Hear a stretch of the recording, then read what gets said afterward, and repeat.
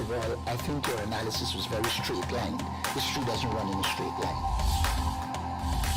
Kid, you cannot tell your neighbor he is stealing ducks when you are stealing frogs. As High Commissioner, I was wrong.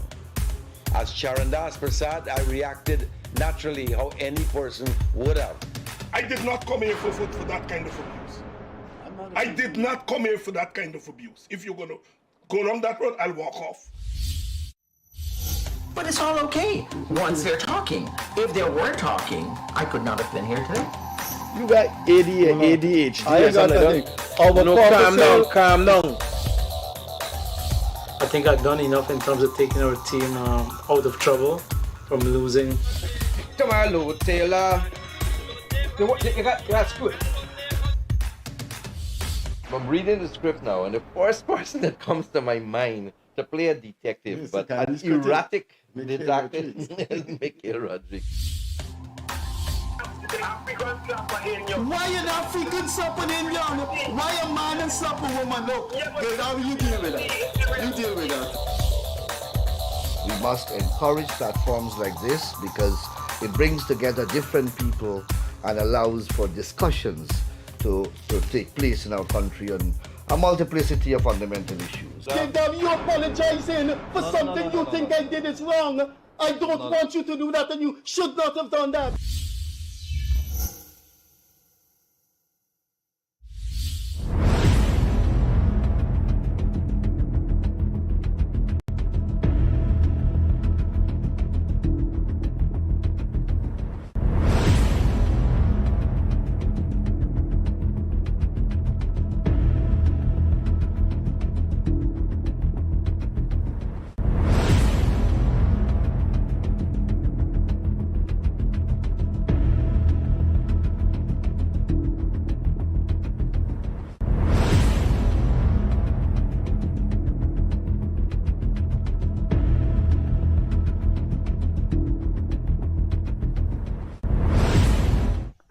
Pleasant Monday evening to you. Hope you had a reflecting and satisfactory weekend wherever you are based on time zone. Good evening, good morning, good afternoon. A lot is happening in the world, particularly in the United States, but there's never a dull moment, a boring moment in Guyana. Guyana politics is one of the most interesting, curious, revealing, yet there are comical sides to it. So there's lots to talk about this evening, and we're going to go in the raw. I don't know if I said it the way. I don't know if I can imitate it. I will ask my co-host Leonard to say in the raw. But our guest this evening is the host of the social media program In the Raw. He is Muslim preacher and well-known businessman. He was also a leading voice as a commissioner in the Ethnic Relations Commission. Our guest this evening is Haji Roshan Khan. In the Raw. In the Raw. Operator, let's go in the Raw. Let's go in the Raw. Well, dearest friends, in the Raw. You got it? RK's Guyana for all Media. the people who Your are friend, your brother, me, Haji, Dr. Roshan Khan. In the Raw. We went to New Amsterdam. We have accomplished what we went for. We are in returning. Shared a lot of views. I made a lot of messages. Leonard, you can't see that. You don't have that pitch. No. In the Raw. That's tremendous range. It's tremendous range. I haven't got it. Not really. The only man I ever saw who did it really good, pretty well, and cut almost the exact pitch was a very little man, moved like dynamite, the Honorable Minister of Finance, Ashni Singh. All right, listen. I'm a little man. I'm a scrawny guy. Let me see if I can do it. Ladies and gentlemen, we're presenting the host of the social media program, Roshan Khan, in the Raw. In the Raw. It has to come from in here. That's nice for a laugh. Mr. Khan, thanks for being on the program. You know my co-host, Leonard Craig. Mr. Craig, pleasure to meet you, sir. Let's start with the ERC. Mr. Khan, I think a lot of people have a problem with the composition of the ERC and GCOM. GCOM is administered, run by a GCOM commission which has people that are in the leadership of political parties. How could one be in a political party and be in charge of the election? Isn't that opening the door for mischief? Because the one party is likely to lose, and that party commissioner could say, listen, we're going to lose this election, we're going to make sure things go haywire. The other thing about the Ethnic Relations Commission, if you have an overt Indian organization and an overt African organization that takes political side, isn't it a recipe for never-ending trouble when you put them in the ERC? One is going to say, I am not prosecuting this African guy. It's my people. The Indian organization say, the representative of the Indian organization say, I am not going there. So I was wondering, how did it pan out when you were a member of the ERC? I'll tell you what, when you become a member of the ERC, your personal association with institutions or organizations which might have voted or sponsored you, you are not supposed to be any longer prejudiced for that institution, that group, whether ethnic or whatever, religious, political, whatever. You're now supposed to become a body that is concerned about bringing this unity and goodwill. Basically, that is the principle, the philosophy behind the creation. There has been cases whereby there were certain, it could have been observed, prejudice for the government of that day in the time when I was there. That was in the previous government. I could have observed that, I could have seen that. And there were certain goings on that I did not appreciate, and because I would speak about it, and sometimes one or two other persons would speak about it, you started to get a certain amount of marginalization and critique because they want you to carry their point of view. But as it comes to Indianness, you have somebody representing the Indian organization. At that time was Mr. Niyaz Saban. I was representing the Muslim. You had someone who was representing the Afro-Guyanese side. That was Mr. Braffett, and so on. But some of them still didn't get the point, and I keep on berating the point that once you become a member of the Ethnic Relations Commission, your prejudices for your institutions, for your ethnicities, for your religions actually comes to an end. That is the principle by which former president, now VP, former President Dr. Barry Jagdeo and Hugh Desmond Hoyt, another former president and late president, when they came to the idea and the philosophy of creating the ERC to create harmony and goodwill within the organization and within the people, to create goodwill and understanding, travel, listen to the pains and the heartaches of the people and try to help them and guide them and so on. Whether that was successful in my time and currently, that's another question, and that you may ask that if you wish. I will come back to that. Leonard. Staying on the question of the ERC, there are many people who believe that the ERC is not really serving its purpose, in the sense that there are several things that happen in society that threatens the fabric of unity in the country, and the ERC is super silent. Is the ERC supposed to be silent? Are ERC members equivalent to, in practice, judges, that judges don't come out and speak publicly? Is that so? Or should we expect the ERC, or let me phrase the question this way: is it misguided to expect the ERC members or the ERC itself to communicate more often with the public through the press or whatever means? That might not be a bad idea to communicate more in the open, but not every person and not every leader too much like the media, and don't like to use the media. But I think that is a very good idea. However, we had cases and situations in which we were traveling through the country and listening to the people. Listening to the people is one, taking their concerns is very well all intertwined, but then how far can you go after that to solve their problems? It's only a 3 years period for the commissioners of the ERC. So when you go into various areas of this country and you're listening to people, there is very little you could really do when you listen to those people out there and bring it out here. When you bring it now into the city, they would write some letters to this department and to that department, but we cannot make a pronunciation on the police to take action, or we can recommend. So this is one of the problems, and to my opinion, and to most of them, the 3-year period was too short to really achieve anything, because we listen to the people, you try to do some things, you try to inform agencies and departments and ministries and so on. We never went back.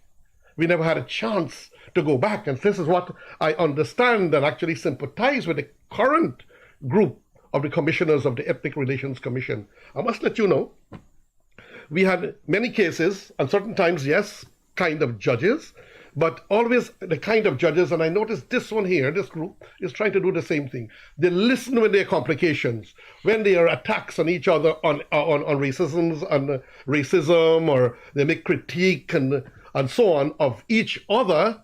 We would listen to them, and then we try to create a harmony of goodwill and peace without going to court. When those people who do not come, when you request them to come in, after having had a complaint and so on, then we move to the police.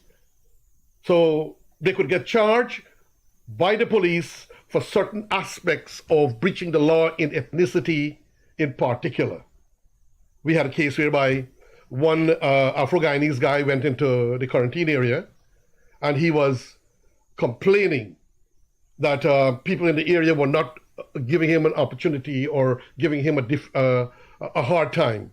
And on the other hand, I come from the quarantine, and I was boasting about how we in the quarantine, we don't have ethnicity. I don't know what it is. It doesn't exist for me. I learned it from Region 4. I'm speaking of my personal self, because I never knew what it is. And then there was, we listened to the guys, and then peace created. We listened to them, peace was created. In that and many other cases, you always try to avoid going to court, which will take time, could take weeks and many, many months, and you try to create peace. That is what the Ethnic Relations Commission, to my view and my understanding, are. We do make act as judges at times, and we can say from what the evidence is coming, it seems that you are wrong.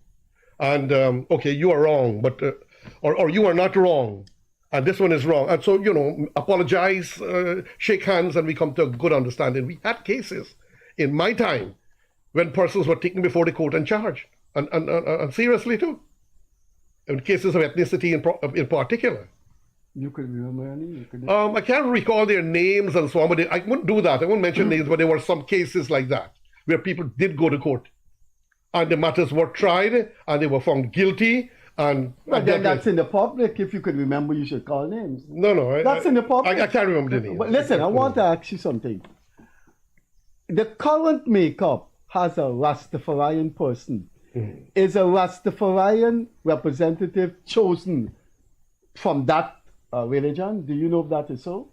The Rastafarian person was chosen by their group. Okay, well. Yeah, they were. Well, he was. Before Craig comes in, if you could have, I would like to think demographically, the Rastafarian community, I have a lot of cultural sympathies for the Rastafarian movement, maybe because of the way I grew up.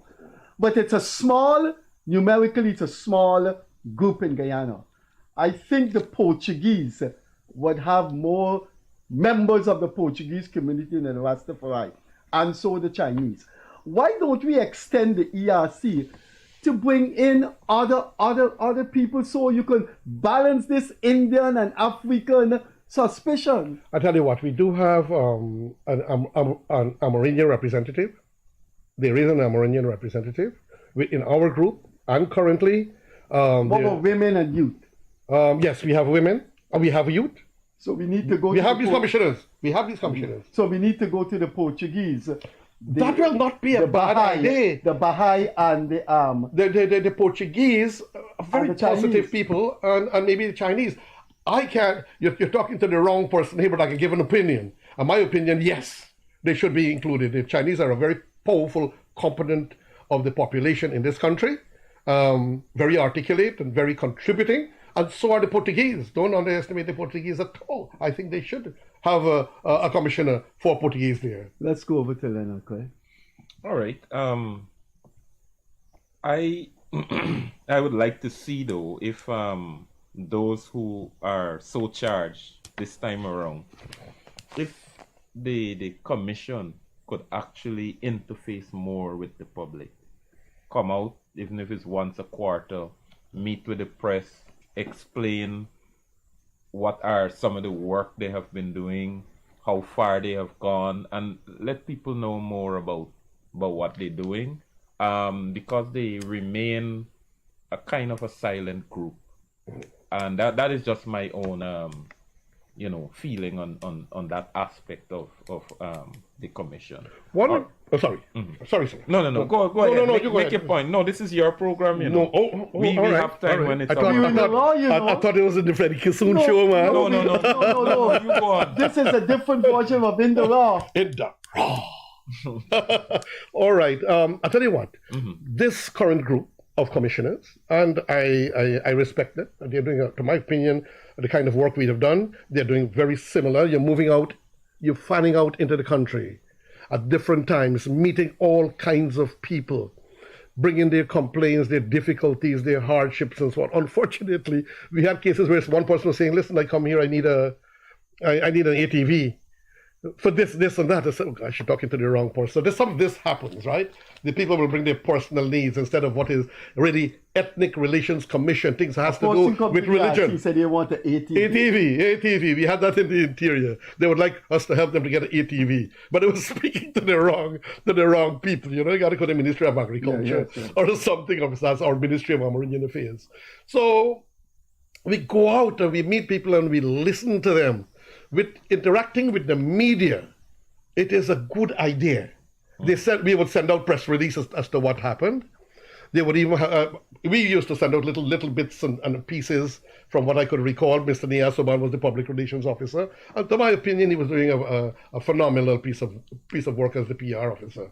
And sending out all missives and little videos here and there. We had shows and so on, but interacting with the media was not something that we were doing. We would have events like if it's Eid al-Adha, Pagwa, we'd have events, bring children together, go talk to them, explain to them the ERC and so on, go to workplaces and so on, go to schools and educate people about this peace and this harmony and the goodwill. And all of us at most times, we were quite united with the views and the ideas until, of course, it came near to election period and certain things started to happen at that time. But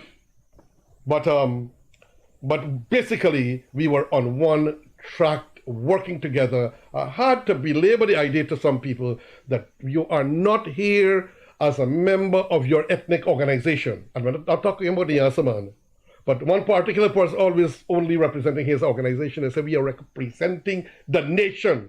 This Ethnic Relations Commission represents the nation. You told him that? Oh, I told him that several times. I mentioned that many times in there when anybody will go astray, because I had that established when we met the first time at Parliament and we elected the chairman.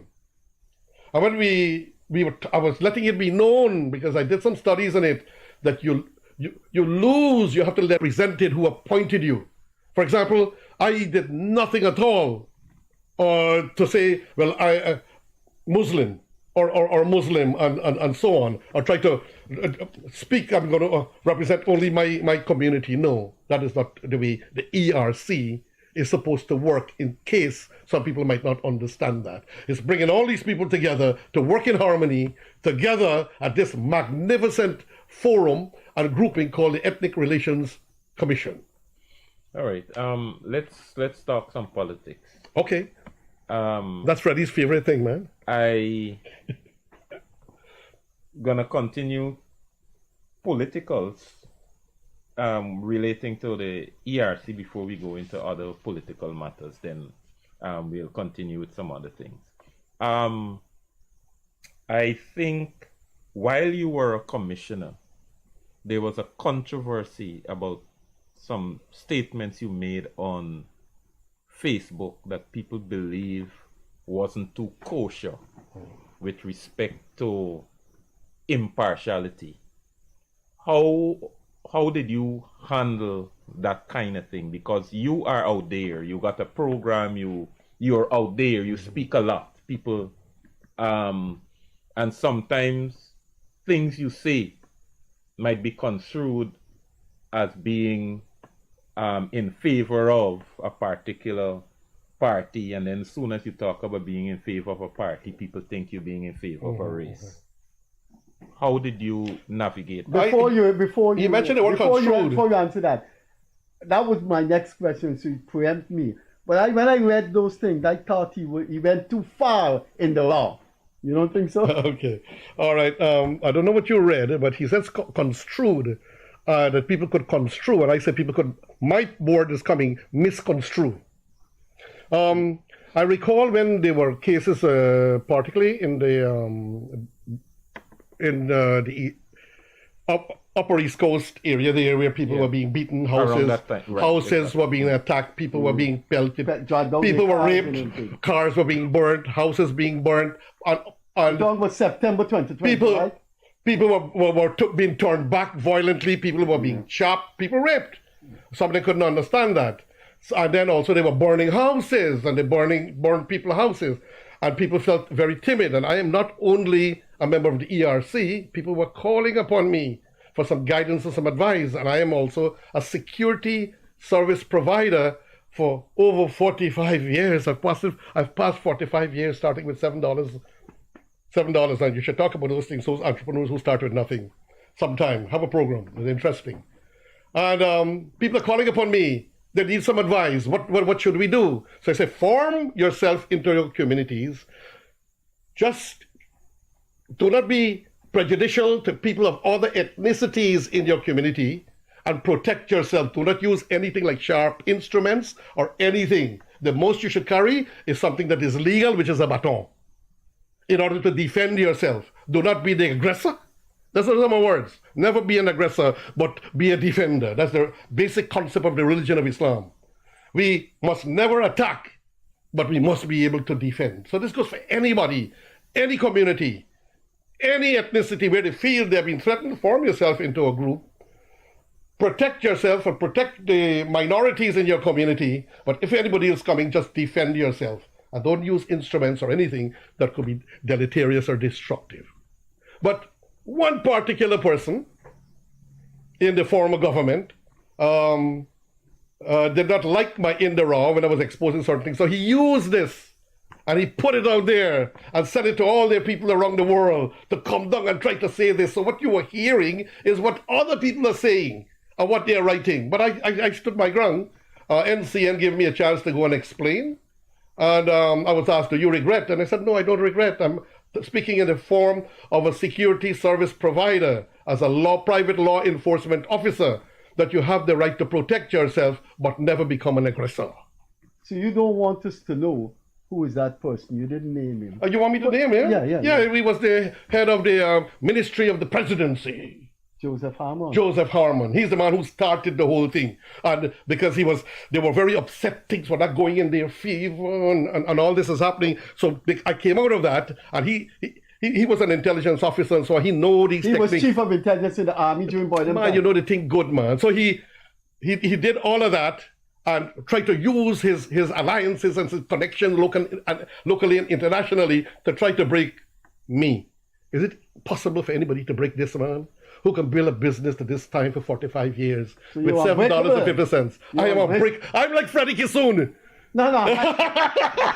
Speak for yourself. Speak for yourself. I'm unbreakable. You're unbreakable.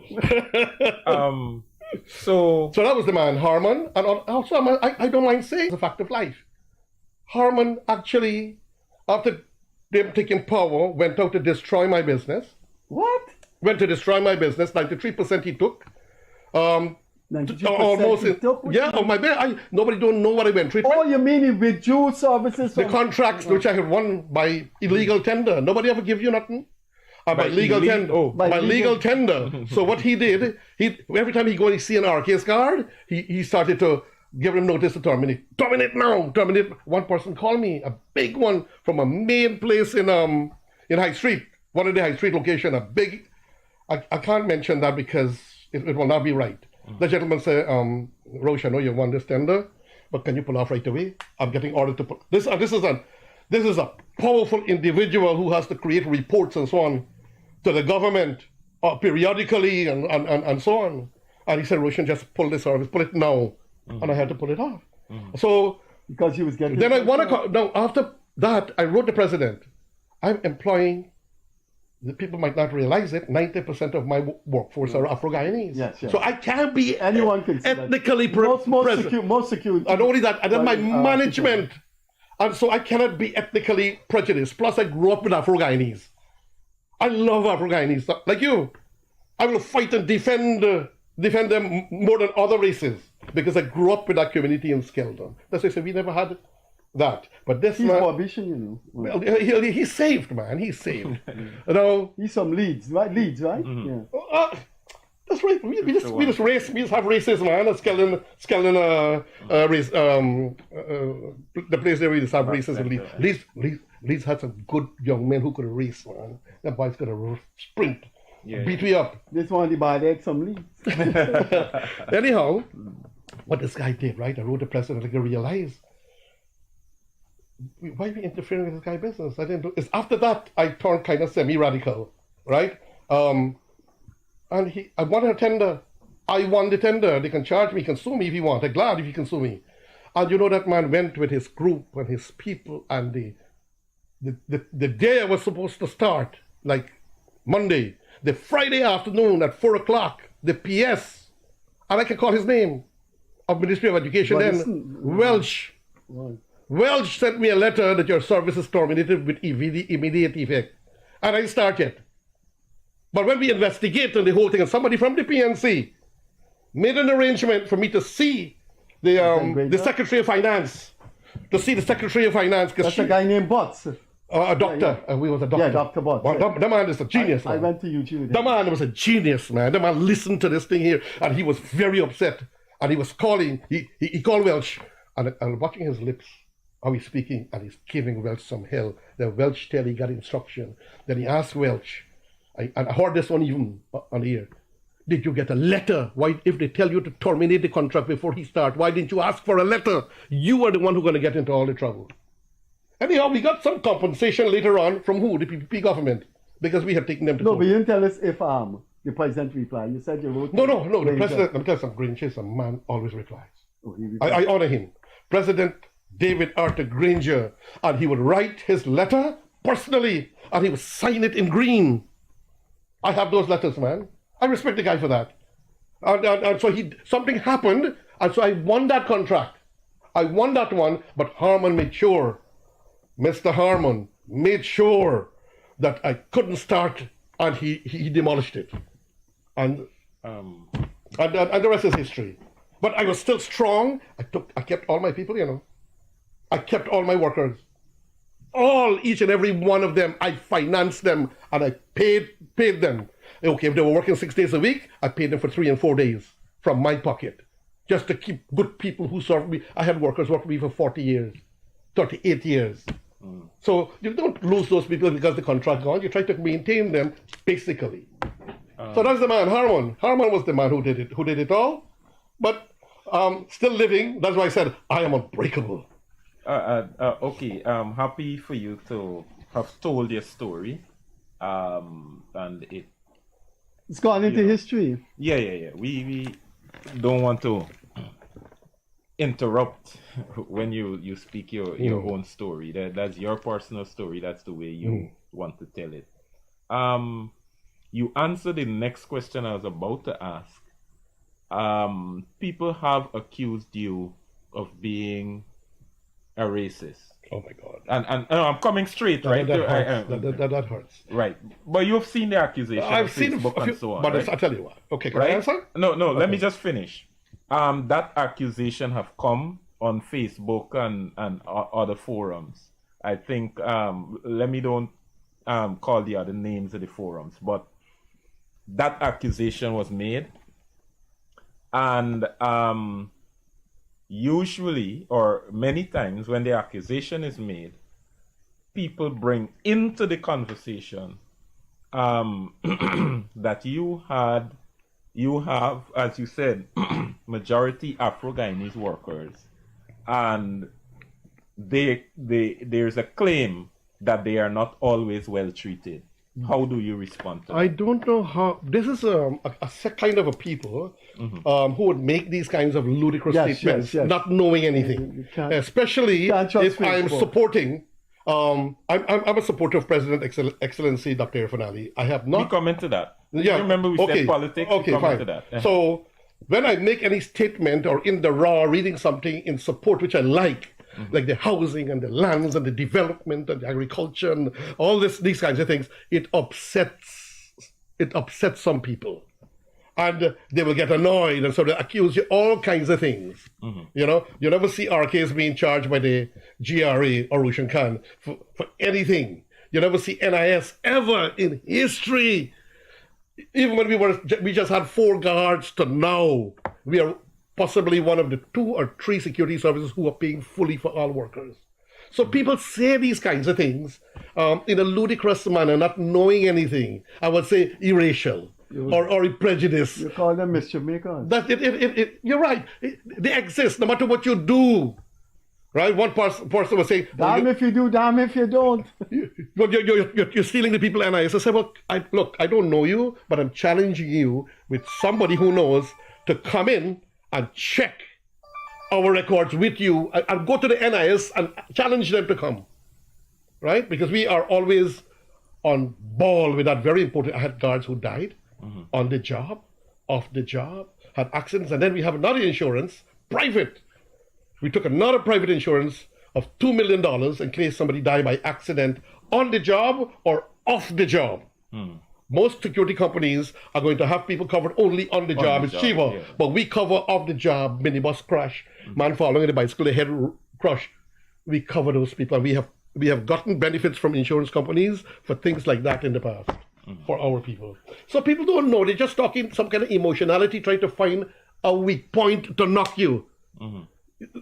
This is the reality. They think they're reaching a sensitive. Sometimes I just let them go, because I realize I'm dealing with some nefarious people with negative attitudes or negative behavior.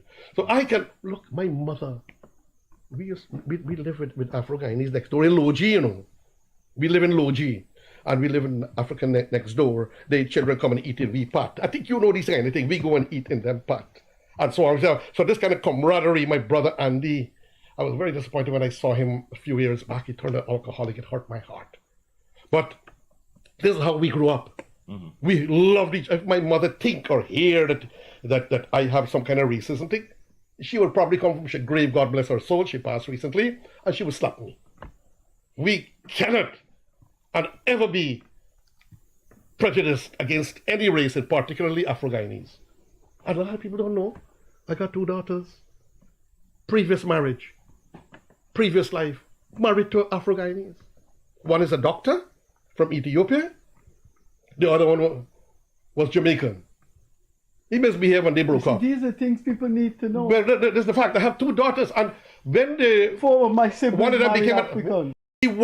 She worked to help the one who is now a doctor, and they're building a beautiful life. They got a beautiful daughter. But what am I going to do? Just go and tell? I mentioned this before in the media. I have 2 daughters who, one of them, they broke up because the Jamaican guy is never happy with one woman. And so they broke up eventually, but they made a kid. And I have the other one, they also made a kid, and they're happy, and I go and visit them, and We have great times and so on. He's a medical doctor, an orthopedic psychiatrist. Never heard of that. But so this is reality. How can you be racial? Anybody who is racial in this country needs to go into exile. Because we need each other in this country. Racism and ethnic preference? No. People want to marry amongst their own or live amongst, but we must never be prejudiced to hurt another people in any way whatsoever. I always say those people need to go into exile. We don't need people with racism in this country. Okay. My next question is this. You were on social media. You congratulated, and people have said that you endorsed Simona Brooms for a new party, and you just said you support Dr. Irfan Ali. How do you reckon these two? You see, these are people Which one is in the raw? Well, I'm speaking in the raw. I know Simona Brooms. When she sees me, she calls me brother. She treats me with respect, even when she was a minister. There was a little problem one time, and she sent for me, and I don't need to go. I could send one of my officers. So I went in, and there was nothing really, and we beautiful, and then we became very, very nice. I don't pass her on the road. I call her sister. So I've just mentioned sister, congratulations. And I said to people who wanted to attack me, oh, he endorsed Simona Brooms. I haven't even endorsed President Irfan Ali or the PPP. I just like the things that the PPP and see government are doing at the moment, and I will applaud them. And then previously, when the other government and the power would have done things, I would have applauded them. I'm not just a maniac, madman, politically.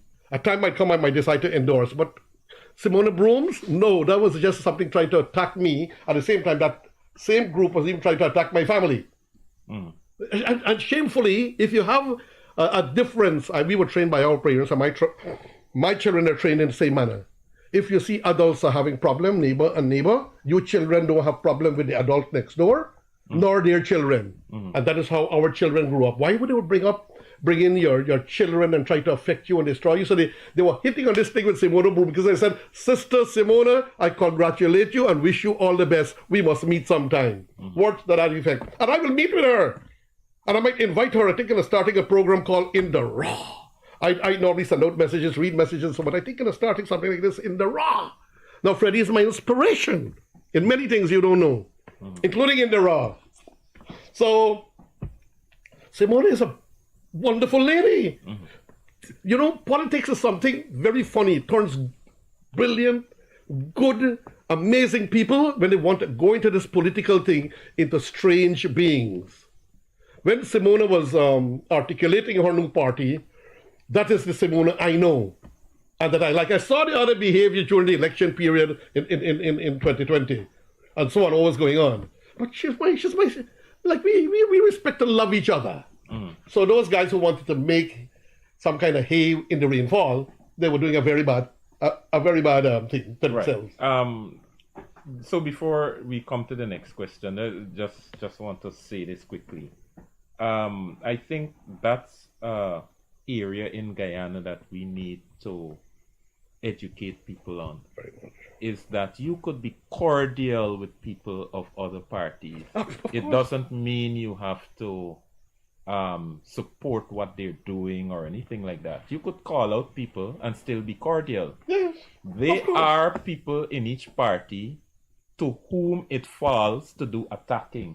No. Some people for their political party, they're either in the upper echelons, they're either in the executive or something, and they could attack people on the other side because it's part of politics.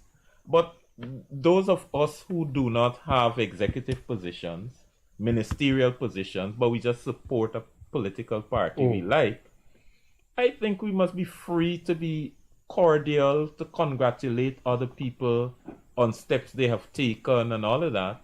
And it doesn't mean that you endorse the specific political action they take, but you show cordiality to the person for being a person and for attempting to put themselves out there to make Guyana better. And I think more of us gotta go in that direction. I wanted to know why Granger didn't reverse the 93% reduction. I mean, here is a man whose business has been reduced by 93%. 70%, he said. No, 93%. 93%, he said. That's the term you use? Yeah. Okay. Sorry. That is almost taking away your business. Yes. Why didn't Granger say, man, why didn't he go to Harman? To my opinion, it it was too late, and he did. Because remember, I won a tender. I was a reasonable lender. We felt good about it, but Harman went behind the back and damaged it just before they came out of power. Just before they came out of power, I won. What was the beef I won between to you, Harman? What happened? Somehow or the other, he marked me past? sometime before the elections. I made commentaries, right? I made commentary before about 2015. Before 2015. When I mentioned, I hope we will not go back to the time and they get upset with this name, the Bornamite era. I use that word. When people would be searched in their body and their crevices, where ladies and men had to sprawl their legs and hop to see whether they have anything hidden in their crevices. And that was something, it appeared, that hurt him. Because I'm saying, I hope the PNC and the APNU government will not start those kinds of things again and humiliate and embarrass people.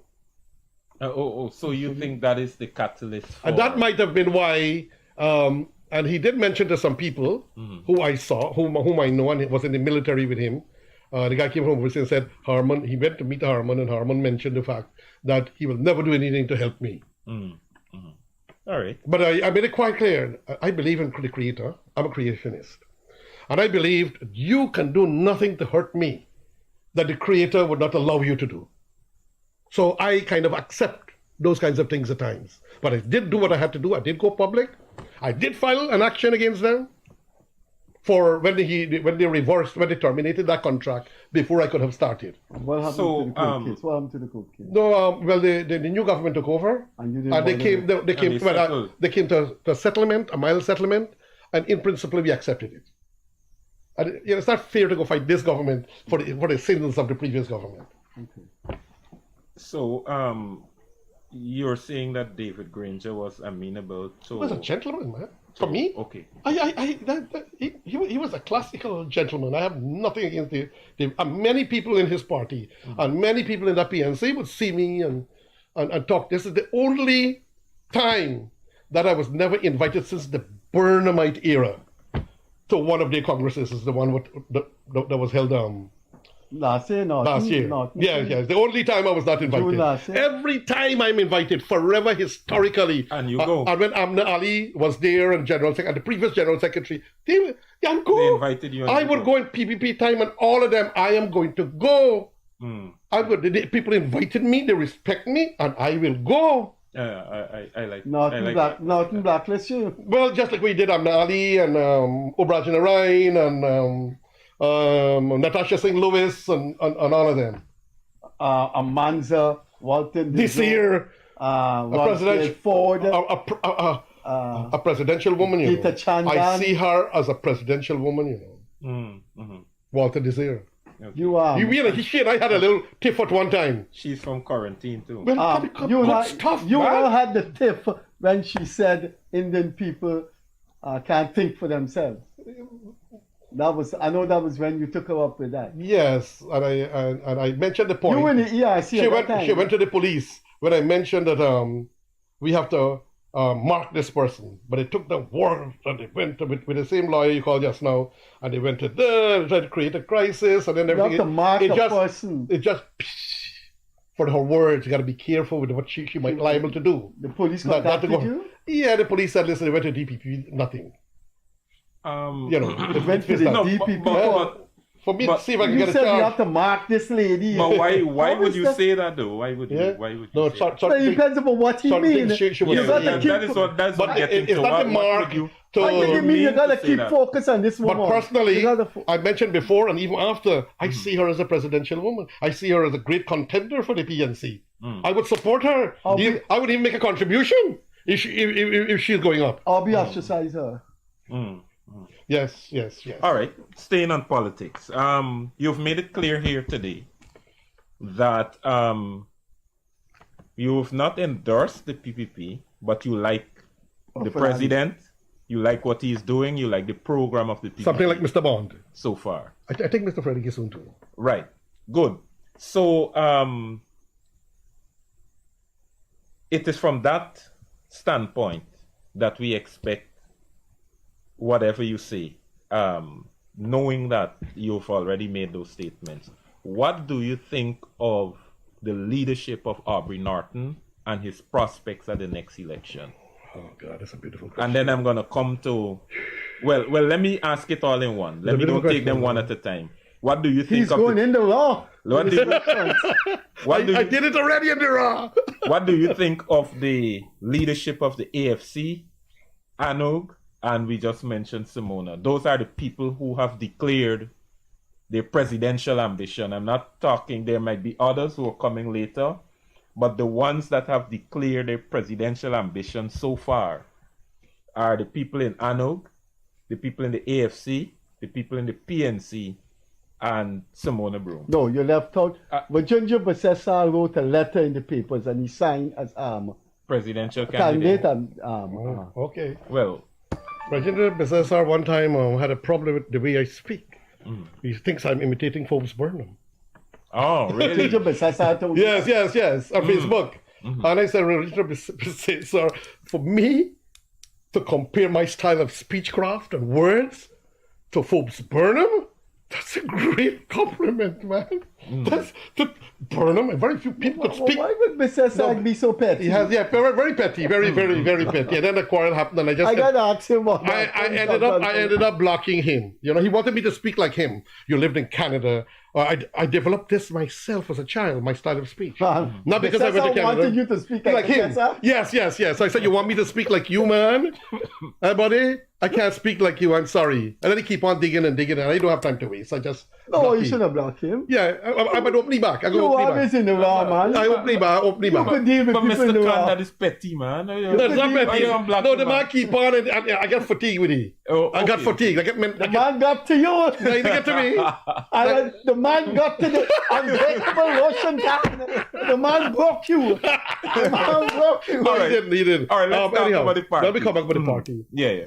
With Norton, when Harman did not want to give up his seat, I went publicly in the raw on behalf of Norton. Because the man is the leader. And he's the one who should be sitting in there. And so I supported him. I really thought that Norton, with the experience from the Burnham, let me give Burnham his real name, from the Burnham's era, coming all the way through with all the presidents, even Desmond Hoyt and even Chetty Jagan era, coming all the way through. And you're seeing this man's pronouncements and the way he speaks and the way he makes his mouth and the way he talks. And I'm seeing so much of ludicrosity that Ludicrous. There is no such word. Anyhow, while he was being ludicrous then, Yeah. I put a little bit, you know, some people create words, man, and Yeah, they become man. You- international. You're like the Understood, Americans. buddy. Yeah, man. You're embellishing the, understood. Yeah, man, you're You're embellishing the understood, Queen's buddy. I language. create word, You're man. embellishing Yeah. the Queen's language. Yes, man. I help Her Majesty the Queen.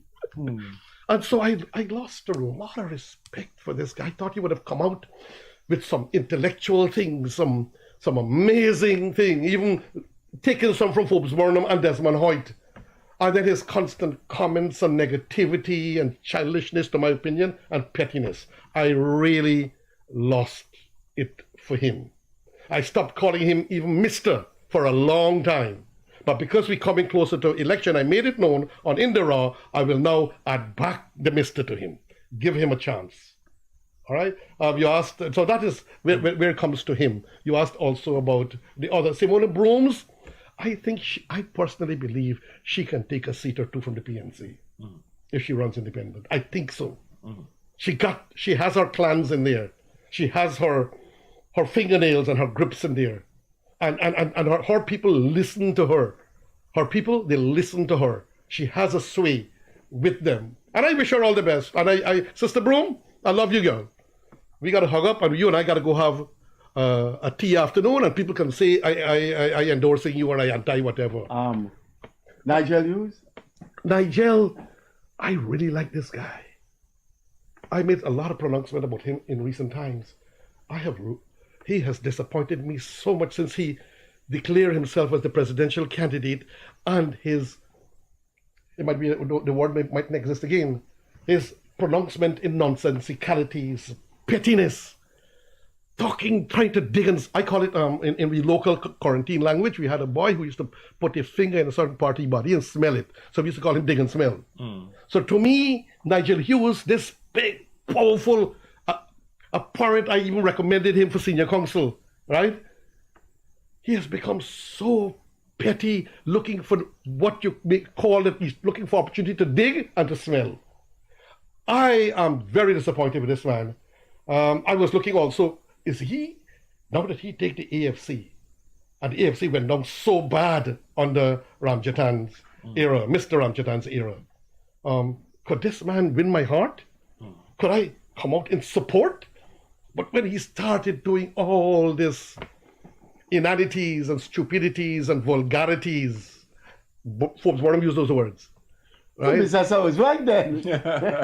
You know, Forbes Burnham is one of my heroes in speechcraft, man. But I like Forbes Burnham. I'm a terrible host. Go on, I'm cutting you off. Go on with Nigel Hughes. Yeah, so Nigel disappointed me tremendously. This giant that I thought he would have been, and I said it in the raw, and I made notes on Facebook. I'm very disappointed with him for the things he say and the things he do, trying to make hay, I used that word already, in rain. Because now you're waiting for sunshine. Any little thing, oh, look, the government here. Oh, look, one time he's saying we should have a coalition government. Now they should.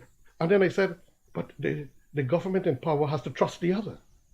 You have to have faith in the other, because you bring in the other guy who's your sworn enemy and they will try to destroy you. So he went and made back a comment, oh, well, shame on Guyana with this kind of a description that you were giving, that we can't have a coalition because you don't trust each other. I said, you have to build trust. I always said so.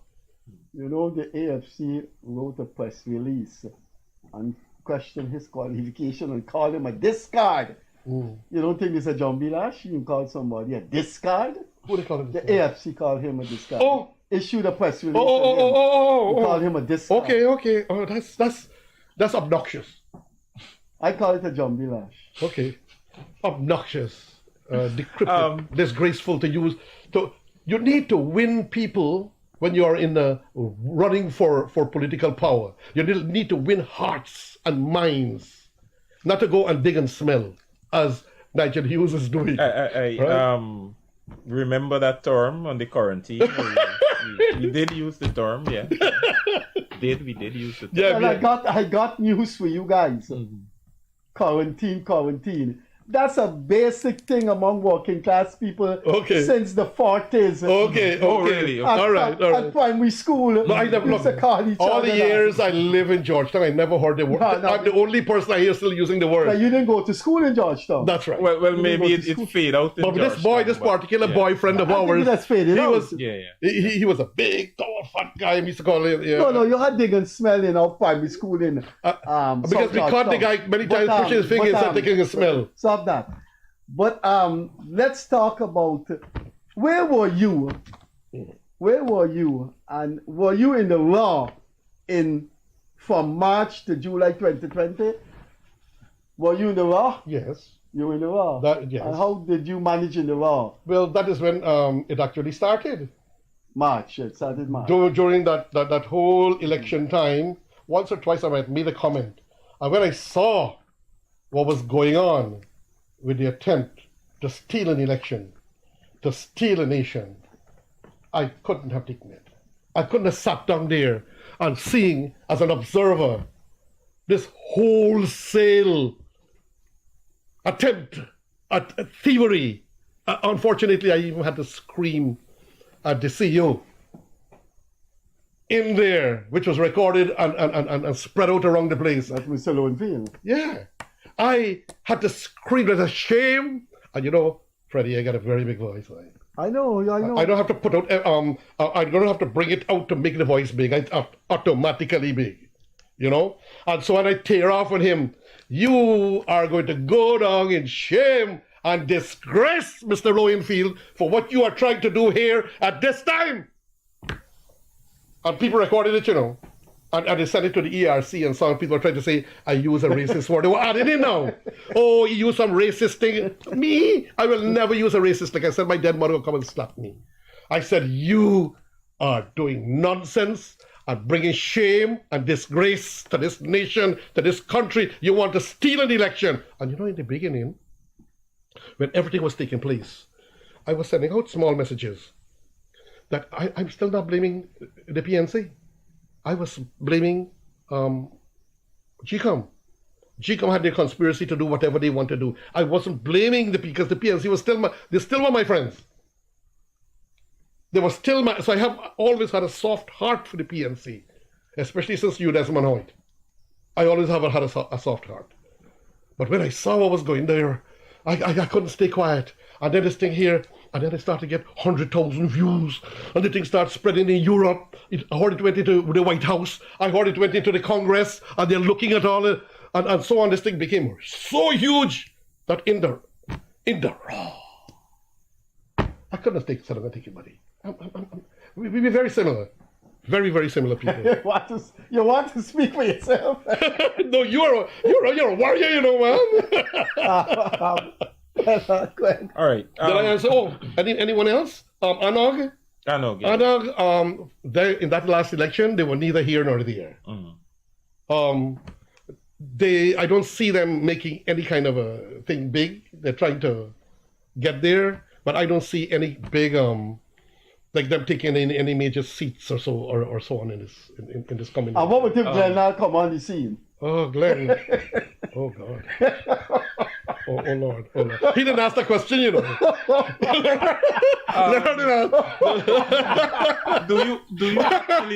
Do you actually think Glenn Lal would start a separate party? Do you actually think You're asking him? I think he's going to back out. I don't think he's the guest. I don't see how Glenn Lal would like, you know what it is like to go on the eyeball of the nation and the world with all the kind of a history that you have had in your life to go stand as a presidential candidate in this country with all that we have out here, with all the facts and the history and the businesses. Remember the WikiLeaks cable? Oh, God. Yes.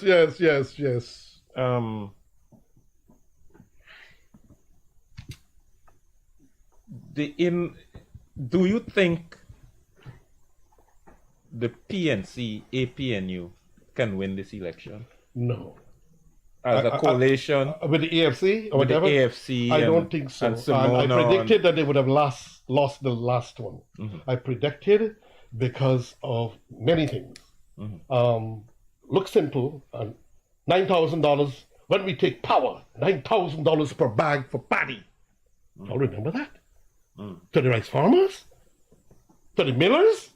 You know what that did to the rice farmers and the Essequibo and the Upper Quarantine and so on. And when the time came now, the people were asking now after the election, well, you know, the rice industry is a private business. The sugar workers in the Upper Quarantine. Sugar was too big to shut down or to close. And then you had suddenly overnight, without a warning to the sugar workers, then you had Ramjatan from that area. I'll give him Mr. Mr. Nagamutu. Mr. Rafa Chatman. From the quarantine. They're talking about, they knew the people. They didn't tell the people anything or prepare them. The APNU, the PNC, the AFC, they didn't do anything to retrain the people. They didn't give them pieces of land. I was suggesting that in the raw. Give the people some pieces of land. Help them to learn to do something, teach them to do poultry, growth and sheep, let them consolidate, let them learn to do bartering, help them to open fish farms. They were not listening to me. So how could they expect to win that election? How could they expect to win the 2020 election? How they expect to win the upcoming election? Yeah. How they would expect to win the 2025 election coming up now? I don't see them winning anything. So it therefore means you're saying that in your opinion or your estimation, the PPP wins. Do they increase their one-seat majority, or you think it's just about the same? I think they have been doing so much for this country. Some people, you know, our people are hard. They have hard allegiance to political parties. Mm-hmm. No matter what one might do for them, no matter what they may say on top. I'm talking for both major groups that support these parties. And it is known that when people go, look, I'm going to vote for you, you know. And it happened to my Muslim brother. He thought when he went to all the masjids in the PNC time, he thought with Hoy time, he thought when he went to the masjids and he asked all the Muslims, you're going to vote for me, right? Yeah. You're going to vote for me, right? You're going to vote for, gosh, you're going to get 8 seats. He really thought he was going to get 8 seats. And I predicted he would get a third of 1 seat. Mr. Khan, the operator signaled that you have come out of the raw because our time has come. So let's go back into the raw and finish in the raw. Yeah. Why you name the program In the Raw quickly? Because I saw what was taking place there, and I had to come. And I had to be in the raw. I had to speak the truth. I had to be in the, not in the raw, not in the raw like him, in the raw. Well, all right.